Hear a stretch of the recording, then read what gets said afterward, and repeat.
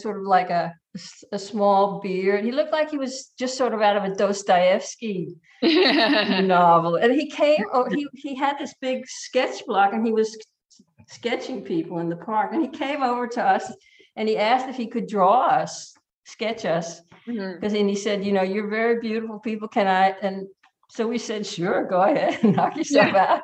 So he sat down on the grass in front of us and started sketching our faces. And then suddenly he put his thing down, his pen and paper, and he said, what are you doing here? And up until that time, we had never said anything. We always had some story about we were students, but for some reason, I just blurted out the truth to this guy who we didn't know at all. I said, that we were running away from the U.S. Army and we were against the Vietnam War, and that the Army was after Steve, and we didn't have any money and we didn't know what to do. And then he just listened, and he was very quiet, and he said, I'm from Sweden and I'm a pacifist, and I think you're doing the right thing. So I will take you home with me to Sweden and take care of you. You don't have to worry anymore. Wow. And it was like, okay. Wow. And he did. He took us to Sweden, and we got political asylum in Sweden at that time. Yeah. And I wrote a book about that, which is called The Journey, which we became sort of youth rebellion stars, because Sweden was a neutral country and was against the Vietnam War. So on TV, and they published this book I wrote, and so here I am still in Scandinavia. So that's sort of that all worked out. Yeah, sort of. Yeah. And in this book, you're also really kind of describing that journey from even. Well, that's just the beginning, but then it's all the other things, all the drugs, going to the east, nearly dying in Afghanistan, all the things that I had done, we did, and the different men and all the different things I tried, and then all the health food center years. And exactly. Yeah. We had this macrobiotic, right? You had a macrobiotic thing in for 12 years, and then I had a nervous breakdown, and all the things that happened. And then how I discovered the power of the mind. Wow. Yeah, I cannot wait for this book. Wow.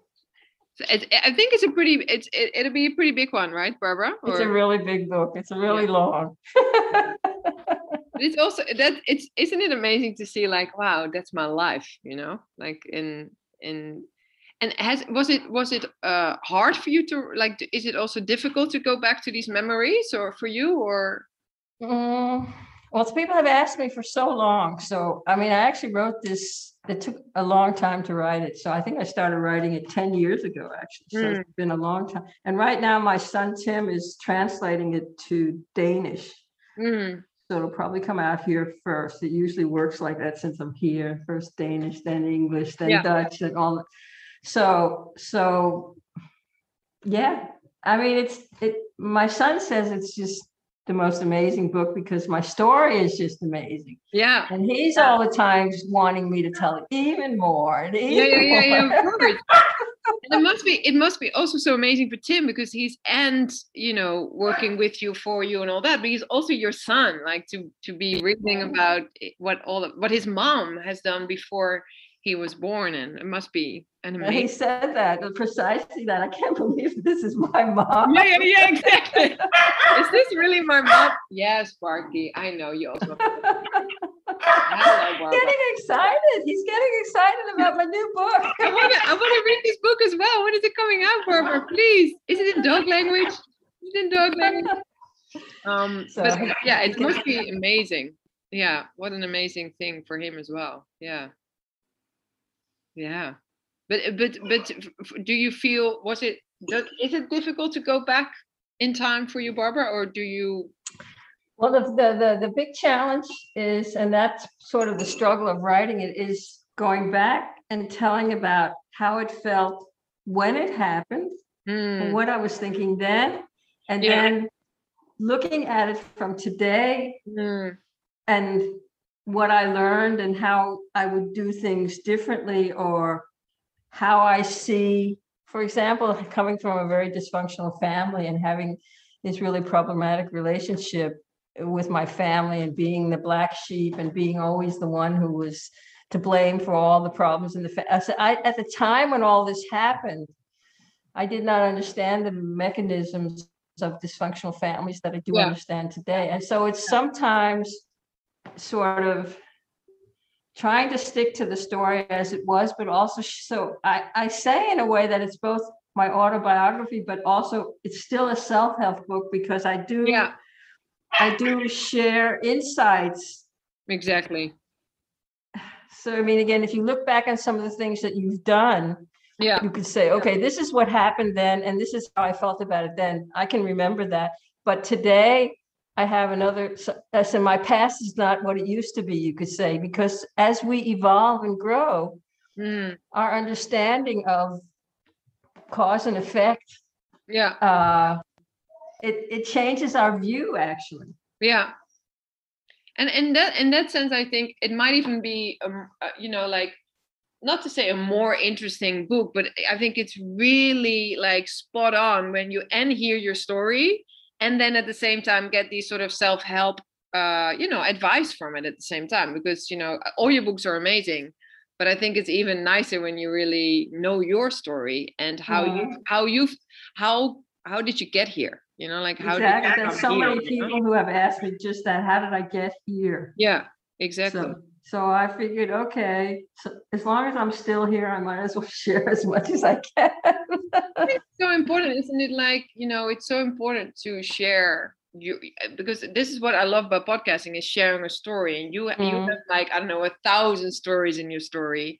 So I think it's an incredible thing that you compile. Well, the other thing that I think, I mean, also telling the truth about all the difficulties that I've had, because I can see the fact that I've had so much anxiety, the fact that I had a nervous breakdown, how long it took me, all of that stuff.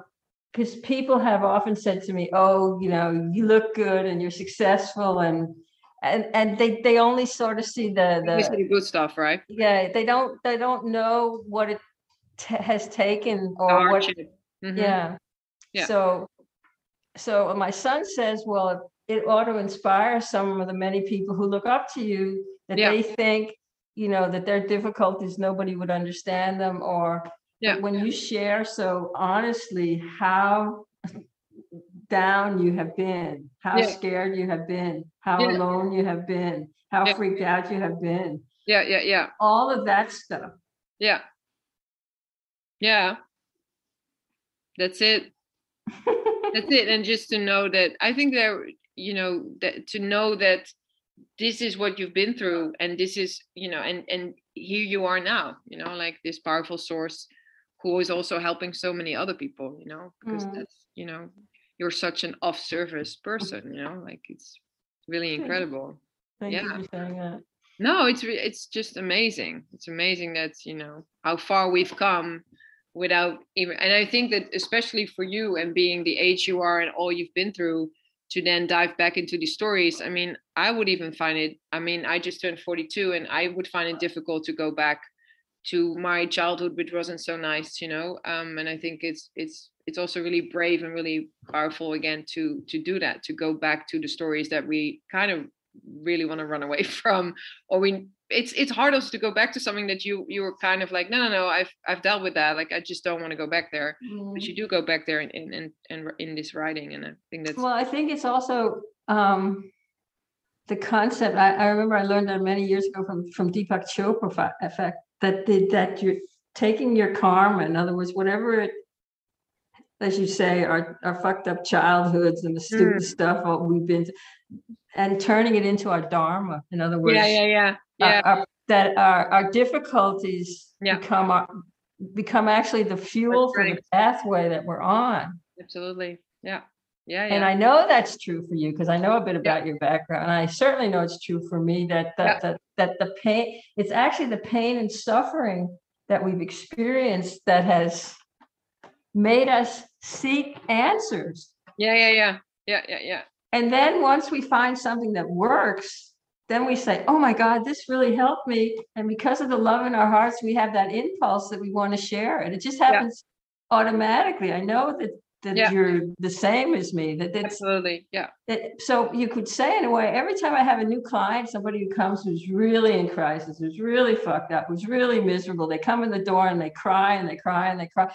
And I always say to myself, because I've seen it happen so many times now, that this crisis, whatever it is usually the open door to radical change. Yeah. Isn't it just? Yeah.